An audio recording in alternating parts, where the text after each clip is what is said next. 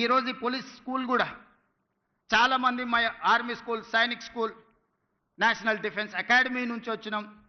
రకరకాల బ్రాండింగ్ అంటే దేశ సేవలో ఉన్న, దేశ రక్షణలో ఉన్న సిబ్బంది, డిఫెన్స్ కానీ, నేవీ కానీ, ఆర్మీ కానీ వాళ్ళ స్కూల్స్ చాలా గొప్పగా చెప్పుకుంటున్నారు.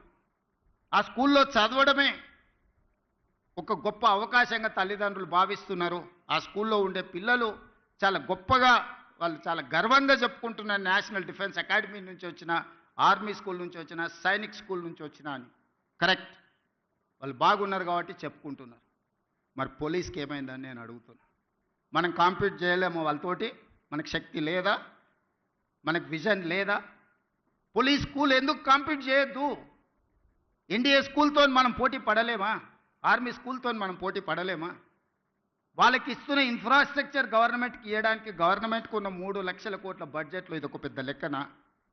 అందుకే ఈరోజు నేను స్పష్టంగా ఆలోచన చేసి ఇక్కడ వేదిక మీద ఉన్న ఉన్నతాధికారులతో పాటు ఇక్కడ ఉన్న పోలీస్ సిబ్బంది, హోంగార్డ్ నుంచి డీజీపీ వరకు ఉన్న పోలీస్ సిబ్బంది నేను అడుగుతున్నా, మీ బ్రాండ్ మీరు క్రియేట్ చేసుకోండి. ఎక్కడైనా మీ పిల్లలు కలిస్తే నేను పోలీస్ స్కూల్లో చదువుకుంటున్నాను చెప్పుకునే విధంగా ఈ స్కూల్ని తీర్చిదిద్దాలి. మీకు ఏం కావాలనో గవర్నమెంట్ మీతోనుంది, మీ ముఖ్యమంత్రి మీతోనున్నాడు.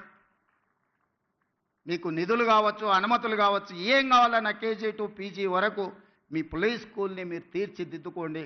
నేను ఉన్నంతకాలం మీకు నిధులకు కానీ, అనుమతులకు కానీ ఎలాంటి ఇబ్బంది రాదు అని నేను మీకు మాటిస్తున్నా.